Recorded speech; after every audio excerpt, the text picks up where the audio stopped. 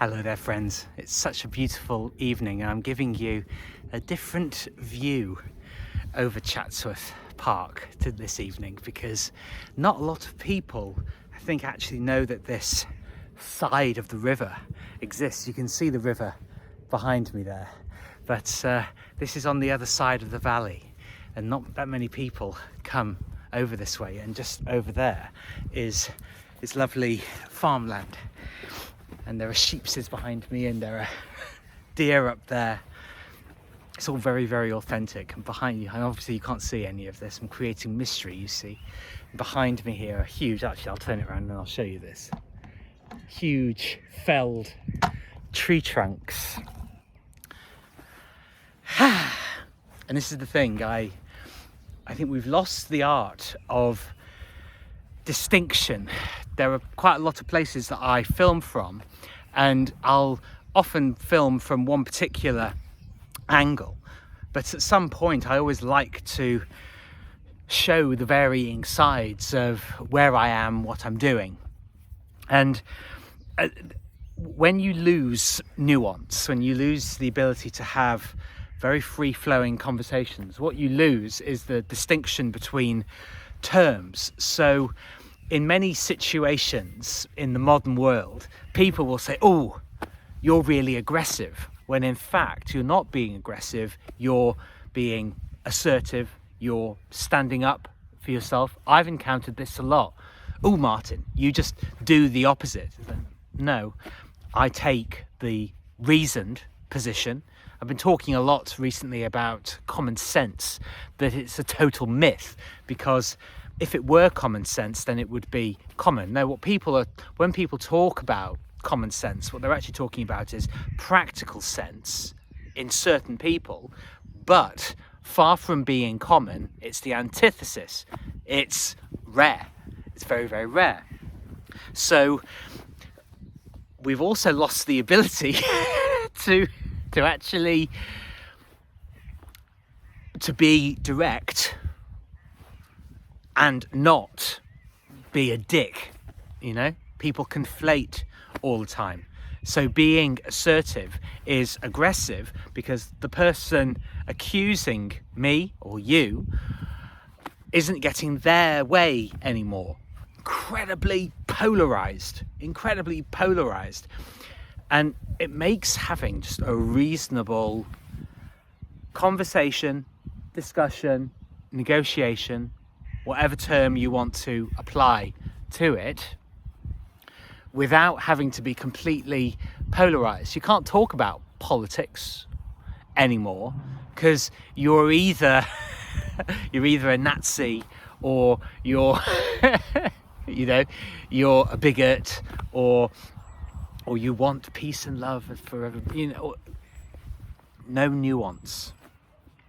And I had a conversation with, oh look, I've got can you see up there? Can you see? You can see the deer's ears. They're peering and they're watching. Oh yes, they're surveilling.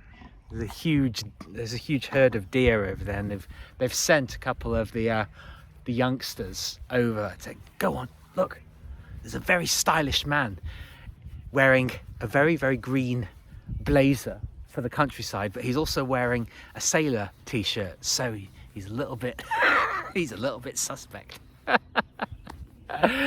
Find the comedy. But yes, I hired a sales coach recently, and for my part, my interaction with him is over, and in very polite but direct terms today, he may think it's impolite, and to a lot of my comments in the conversation that we had, because there's another session that he's offering to me, and I said, well, I don't need it, I don't want it, I don't like your style. These were all things that I said to him, and perfectly reasonably. And he put a laugh emoji on one thing that I said, and was basically coming across as very, very desperate, which I don't want to work with. And I delivered a few home truths to him that, you know, he didn't. People don't want to hear the truth. It's uncomfortable because everybody wants to be right. Everybody wants to be the commander. Everybody wants to be in control and dictate the terms of service. And I said, no, I'm not enjoying it. It's not what I want to continue with. It's not how I want to work. And I think that probably the most dangerous and pernicious lack of distinction that we have is it involves the word we. We've lost the distinction between we as a collective and I as an individual. We've completely obliterated the distinction between group and individual, which is, we know from history, is really a really dangerous thing to do, because if you get rid of individuality, well, if you're not part of the collective, then you are solely and only an enemy. You are an adversary. You are an obstruction to the great utopia. And people use the word utopia, but do you know what the word utopia means? It means nowhere. It means you're going on you're going hell in the handcart to nowhere. And that's what happens, obliteration. When you obliterate distinctions, you obliterate the ability and the opportunity to actually have a reasonable conversation. And when I interact with people now, on the way here actually, there's this nice guy who's been living in my village for about a year. He's from the rough kind of area, but look, we have antlers. We have antlers as well as ears now. They're thinking, what's he up to? In venison language, what is YouTube? What's this strange device on 3 legs that stylishly dressed nautical countryman is doing? Being spied upon. But yeah, this nice chap, he's got a lovely dog, collie dog, which is normally mostly black with little white spots, but his dog is inverted. So mostly white with patches of black, and it's got a very sort of Phantom of the Opera-esque black patch of fur over one of its eyes. Very dramatic, very pretty dog actually, a nice temperament as well. Kept on putting a stick in its mouth and dropping it on my shoes, wanting me to throw it. I said, I'm not going to throw it for you, darling, sorry. But I was having a conversation with him, and you know, I'm sensitive to this at the moment, I can't lie. But it did mostly just feel like I was being yapped at because we're doing everything online and we're not really interacting with human beings anymore. We're interacting with screens. And on all of the various sites where I chat with people, I'm saying, well, I want to be more local. I want to live in the real world where, you know, and as a coach, an aspiring coach, there will undoubtedly, I will meet people in different parts of the country, different parts of the world. And so the technology is really useful. But every Friday I go over to Bakewell and have an in-person therapy session. Oh, this is funny. His ears are burning. I'm not even, but the sales coach has literally just sent me a message.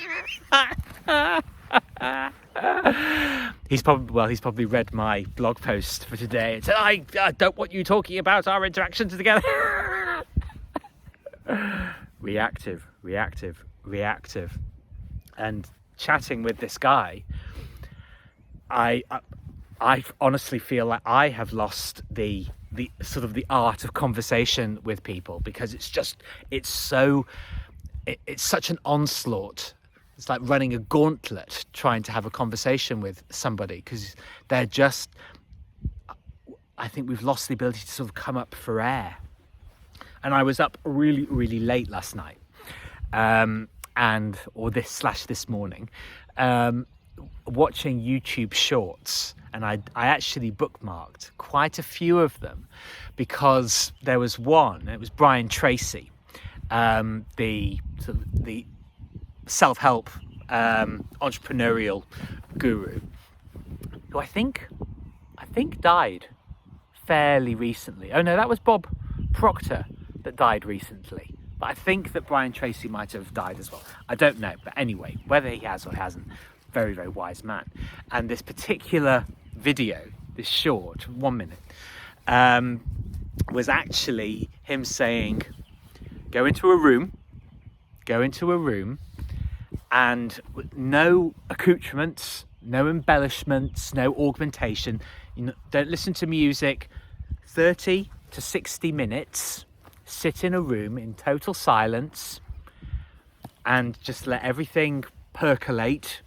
And the solutions, he said, you'll become hyper aware, basically. You'll become aware of your thoughts, and then they'll fall away. And the solution to whatever challenge we are facing, what you're facing, will come to you. But he also made the very good point in this video, saying that how many people have actually just sat in a room with no additions, just sitting there in silence with their own thoughts. How many of us have done that? And he said hardly anybody has, and I think that's probably true.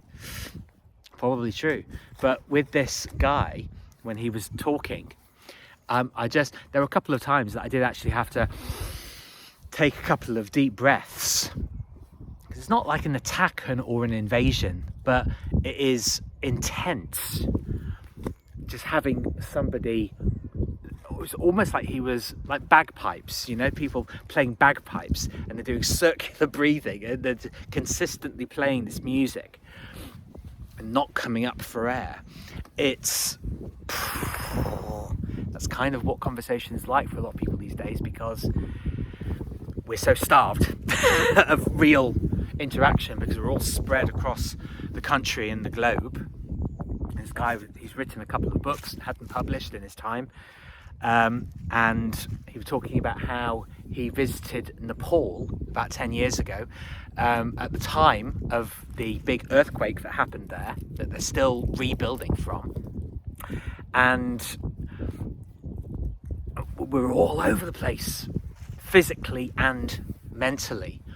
And I think if we can learn to distinguish between different emotions, different states, different approaches to doing things, that it can feel frightening standing up to people, but I tell you what, it feels really good to do it. Just to remind yourself, actually, that you have the capacity to do it.